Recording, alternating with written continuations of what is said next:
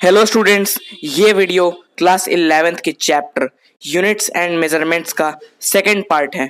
इस वीडियो में हम पढ़ेंगे मेजरमेंट ऑफ लेंथ, मास और टाइम के बारे में। तो फर्स्टली हम लोग पढ़ते हैं मेजरमेंट ऑफ लेंथ में लार्ज डिस्टेंस के बारे में। जब हम किसी ऑब्जेक्ट को सिर्फ अपने लेफ्ट आई से देखते हैं और फिर जब उसी ऑब्जेक्ट को सिर्फ राइट आई से देखते हैं तब उसका पोजीशन थोड़ा चेंज रहता है। तो पहले वाले पोजीशन और बाद वाले पोजीशन के बीच के डिस्टेंस को पैरेलेक्स कहते हैं। अब बात करते हैं पैरेलेक्स मेथड के बारे में। देखिए, मान लीजिए कि P कोई प्लैनेट है और ए बी दो पोजीशन है अर्थ पे और डी डिस्टेंस है प्लैनेट और अर्थ के बीच का। ए और बी के बीच का डिस्टेंस बी है और थीटा प्लैनेट का एंगल है। तो यहाँ पे डी बहुत ज्यादा बड़ा है बी के कंपैरिजन में। तो इस डी डिस्टेंस को मेजर करने का फॉर्मूला होता है d equals to b by theta.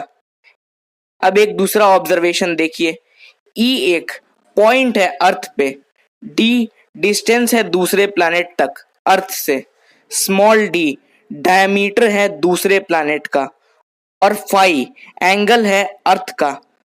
तो इस डी डायमीटर को मेजर करने का फॉर्मूला होता है diameter equals to phi into distance. तो चलिए अब इन फॉर्मूलाज के बेसिस पर एनसीईआरटी बुक का एक एग्जाम्पल सॉल्व करते हैं। देखिए, एग्जाम्पल 2.3 बोल रहा है कि मून एम को अर्थ के दो पॉइंट ए और बी से मेजर किया गया है। तो मून का एंगल थीटा आया है 1 डिग्री 54 मिनट और अर्थ का डायमीटर बी है 1.276 इंटू 10⁻⁷ मीटर। अब हमें मून और अर्थ के बीच का डिस्टेंस डी कैलकुलेट करना है। तो सबसे पहले हम थीटा का वैल्यू रेडियन में कन्वर्ट कर लेंगे, तो आएगा 19 पाई बाई 1800। अब इस डिस्टेंस का फॉर्मूला होता है d equals to b by theta. अब इसमें b और थीटा का वैल्यू पुट कर देंगे तो हमारा फाइनल आंसर d आ जाएगा अप्रोक्सीमेटली 3.84 इंटू 10⁸ मीटर। तो चलिए अब पढ़ते हैं मेजरमेंट ऑफ स्मॉल डिस्टेंसेस के बारे में। बहुत बड़े डिस्टेंस को तो हम मेजर करते हैं पैरेलेक्स मेथड के थ्रू। नॉर्मल डिस्टेंसेस को हम अपने डेली लाइफ में मीटर स्केल से मेजर करते हैं। 10⁴ मीटर के छोटे डिस्टेंसेस को हम वर्नियर कैलिपर, जो कि एक इंस्ट्रूमेंट होता है, उससे मेजर करते हैं। 10⁻⁻6 मीटर के डिस्टेंस यानी माइक्रोमीटर के डिस्टेंस को हम स्क्रू गेज इंस्ट्रूमेंट से मेजर करते हैं और 10⁻⁹ मीटर यानी नैनोमीटर के बहुत छोटे डिस्टेंस को हम ऑप्टिकल माइक्रोस्कोप या इलेक्ट्रिकल माइक्रोस्कोप से मेजर करते हैं। यहाँ तक ही नहीं, हम 10⁻⁻10 या फिर उससे भी ज्यादा छोटे डिस्टेंस को ट्यूनेलिंग माइक्रोस्कोप से मेजर करते हैं। अब चलिए ओलेइक एसिड का मॉलिक्यूलर मास निकालने के लिए एक एक्सपेरिमेंट देखिए। सबसे पहले हम लोग 1 सेंटीमीटर क्यूब ओलेइक एसिड लेते हैं और उसे मिला देते हैं 20 सेंटीमीटर क्यूब अल्कोहल से। अब हम इस सॉल्यूशन में से 1 सेंटीमीटर क्यूब लेते हैं और उसे 20 सेंटीमीटर क्यूब प्योर अल्कोहल के साथ फिर से मिला देते हैं। तो अब ओलेइक एसिड का कॉन्सेंट्रेशन हो जाएगा 1/20 इंटू 20 सेंटीमीटर क्यूब। अब हम लोग एन ड्रॉप लेते हैं इस सॉल्यूशन का और मान लीजिए कि V वॉल्यूम है हर ड्रॉप का। तो टोटल वॉल्यूम सॉल्यूशन का हो जाएगा number of drop into volume of each drop. और अब इस वॉल्यूम में ओलेइक एसिड का वॉल्यूम हो जाएगा N into V by 20 into 20 centimetre cube, जो कि हो जाएगा NV बाई 400 सेंटीमीटर क्यूब। तो ये आ गया हमारा वॉल्यूम ऑफ ओलेइक एसिड। अब देखिए, हम अपने सॉल्यूशन के ऊपर लाइकोपोडियम पाउडर डाल देंगे, जिसकी वजह से उसमें जितना ओलेइक एसिड होगा वो ऊपर आ जाएगा और एक बहुत थिन लेयर फॉर्म कर लेगा। तो जो थिन लेयर आएगा वो होगा हमारा ओलेइक एसिड, जिसका वॉल्यूम को हम थिकनेस इनटू एरिया कह सकते हैं।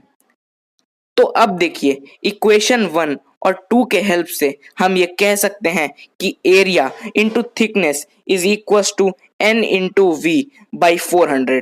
इसको हम लिख सकते हैं T equal to n v by 400A।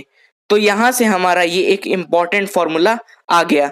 Formula को लाने का स्टेप याद करने का जरूरत नहीं है, बस आपको फॉर्मूला याद रहना चाहिए। तो चलिए अब बात करते हैं रेंज ऑफ लेंथ के बारे में। किसी बहुत छोटे डिस्टेंस को हम फर्मी यानी फेम्टोमीटर में मेजर करते हैं, जिसका वैल्यू होता है 10 to the power minus 15 metre.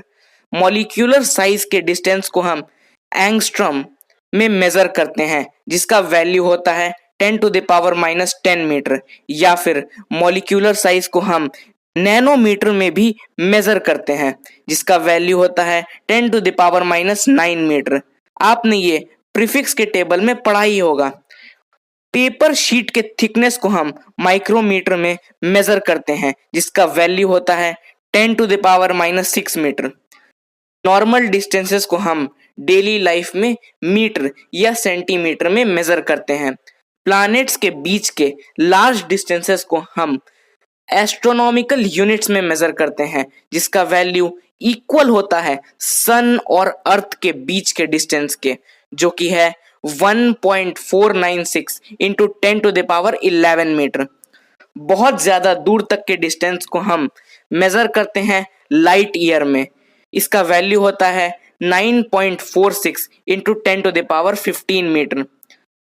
अब पढ़ते हैं मेजरमेंट ऑफ मास के बारे में। हम अपने डे टू डे लाइफ में जो मास देखते हैं केजी और ग्राम में, उसे हम नॉर्मल बैलेंस से मेजर करते हैं। लार्ज मासेस जैसे कि मास ऑफ प्लैनेट और सैटेलाइट्स को हम न्यूटन्स फॉर्मूला ऑफ ग्रेविटेशन से मेजर करते हैं। स्मॉल मासेस जैसे कि मास ऑफ एटम, प्रोटॉन और इलेक्ट्रॉन को हम स्पेक्ट्रोग्राफ से मेजर करते हैं। किसी बहुत ज्यादा छोटे मास को हम मेजर करते हैं यूनिफाइड एटॉमिक मास में, जिसका वैल्यू होता है 1.66 into 10 to the power minus 27। अब बात करते हैं मेजरमेंट ऑफ टाइम के बारे में। जैसा कि हम लोग पहले पढ़ चुके हैं, रेंज ऑफ टाइम होता है 10 to the power minus 22 second से लेके 10 टू द पावर 18 सेकेंड्स तक।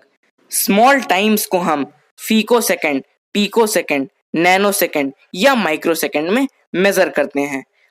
हम डेली लाइफ में टाइम को मेजर करते हैं सेकेंड, आवर और मिनट्स में। स्टैंडर्ड टाइम को हम सीजियम 133 क्लॉक से मेजर करते हैं। तो स्टूडेंट्स, ये था फिजिक्स के चैप्टर यूनिट्स एंड मेजरमेंट्स का सेकेंड वीडियो।